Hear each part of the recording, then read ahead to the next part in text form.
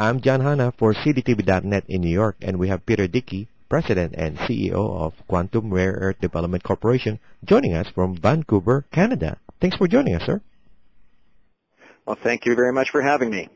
So, Peter, tell us about Quantum Rare Earth. Quantum is a relatively new company that's involved in exploration and development of both rare earth projects and niobium projects. And in particular, our flagship and most exciting project is a combination of both mineral resources down near Elk Creek, Nebraska.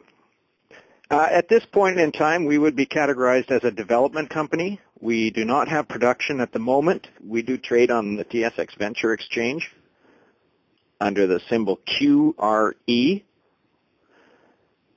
And we're also in the process of completing the necessary documentation and filings to commence trading on the OTC as well in the U.S.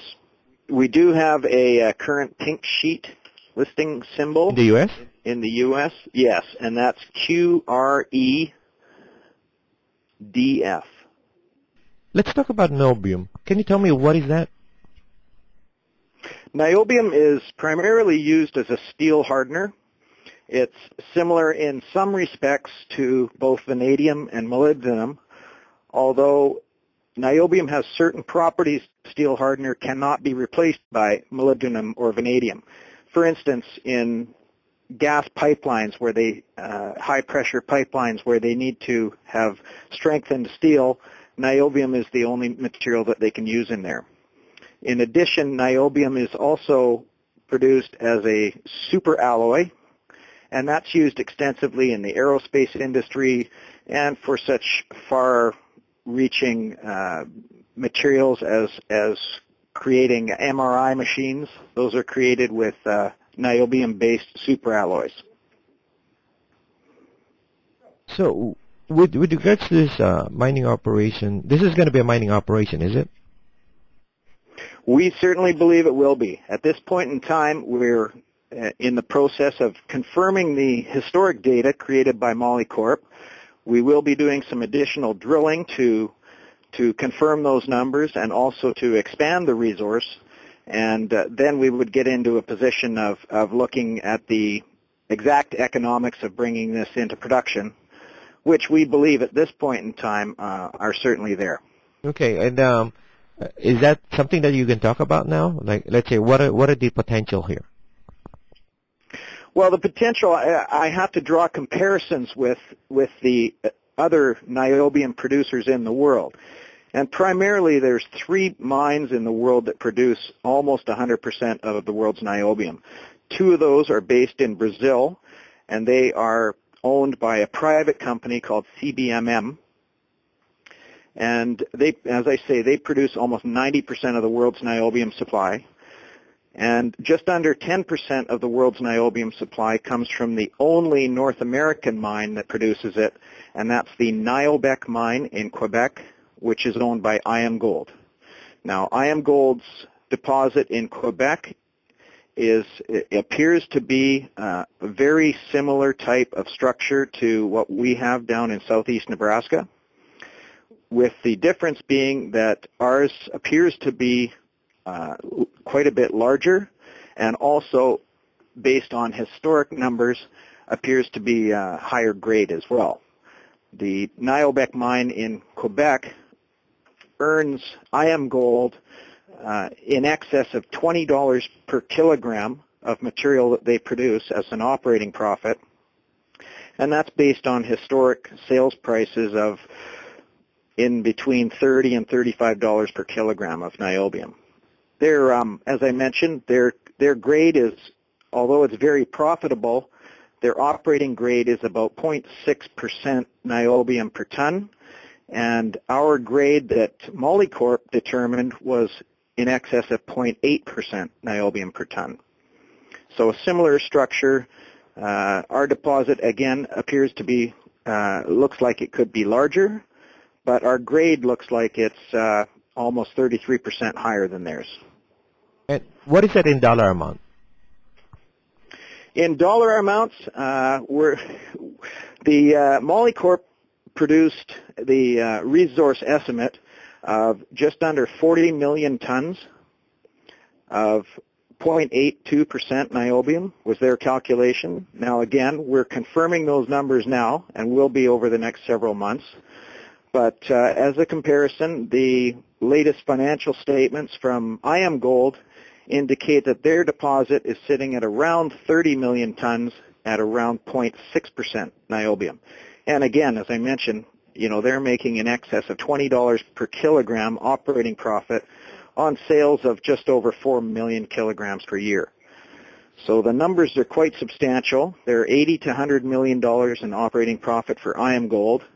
And if we were to produce at the same rate that they are, we would be looking at in excess of $100 million per ton, or $100 million per annum in operating profit from a operation like that.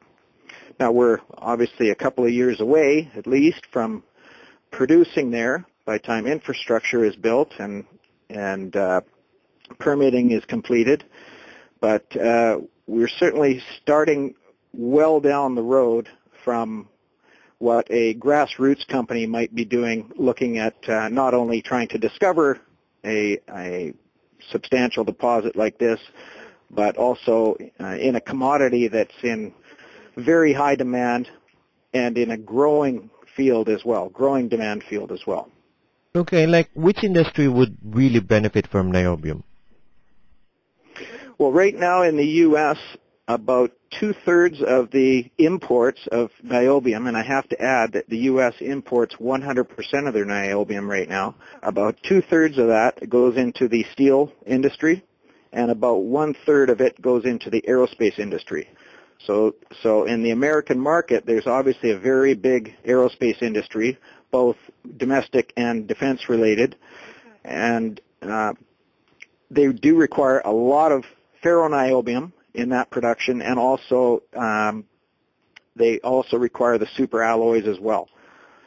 So we're sitting with a deposit, a domestic U.S. deposit in a market that imports all of their material in a growing industry, both aeronautics and in steel, of course, as the automotive industry and recovers, and as the pipeline infrastructure industry recovers as well. And so we're very, very optimistic as far as end use and end demand on this product going down the road. So pretty much if this turns out to be positive with regards to the Nebraskan project, then hopefully you guys could supply the local niobium requirements here in the U.S. We could certainly look at a production scenario of supplying a very large portion of the U.S. imports right now. Whether we could produce enough to supply the entire demand is a question that I would leave up to the engineers. But at this point in time, sort of very preliminary indications, if we could produce along the lines of what IAMGOLD produces in Quebec, then we could produce a very healthy percentage of the U.S. domestic demands for this. It's it's a situation where it's a commodity in demand. It's a large project. The overall structure that we have acquired rights to is approximately 5 miles by 5 miles. It's a circular structure, and there's numerous pods of mineralization within it. And, as I say, in the previous work by Moly Corp, they spent a lot of their efforts on the niobium, but they also encountered distinct and extensive pods of rare earth as well. So there's a potential for two different sort of mining operations there. And both commodities, of course, the rare earths are a high demand product as far as green technologies are going forward. It's an extremely necessary product going forward as far as hybrid vehicles are concerned, everything right down to your cell phone. windmill technology requires extensive amounts of rare earths. And, of course, there's been a recent passing of a bill in support of development of these products domestically in the U.S.